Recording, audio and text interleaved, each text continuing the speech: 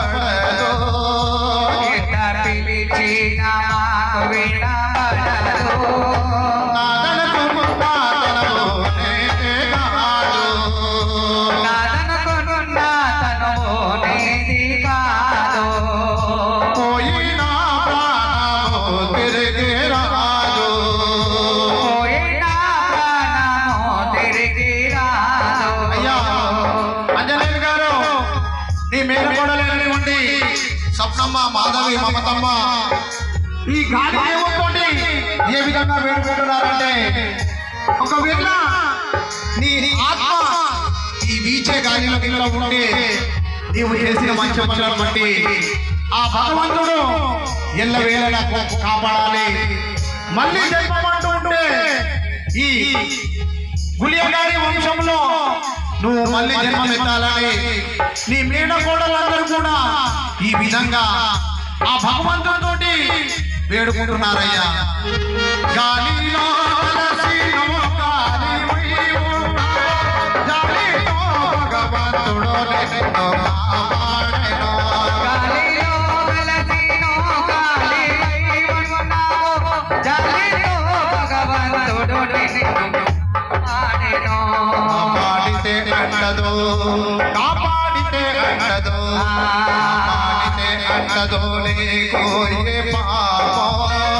కాపాడితే అంటదు నీకు ఏ పాపం. ఎక్కుతావయ్యా కొత్త జన్మం. ఎత్తుతావయ్యాను కొత్త జన్మం. నెంగిలో అలసినవో నెంగివైవో ఉన్నావో, పొంగి పొంగి మెనకూడలను చూస్తున్నావా. నీలో అలసినో నీవైవో ఉన్నావో, పొంగి పొంగి మెనకూడలను చూస్తున్నావో. ఎవరు తీరని బాధపడకు. ఎవరు నీరని బాధపడకు. ఎవరు తీరని బాధపడకు. ఎవరు నీరని బాధపడకు. ఓ జయాదాసుని మరచెను. జయాదాసుని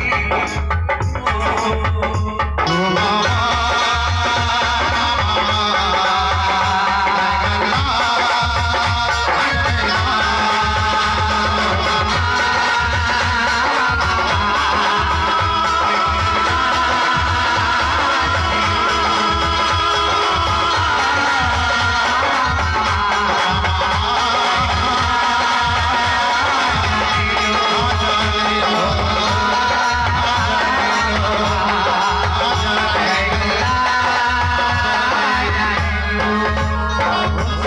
महाराज की जय बोलो।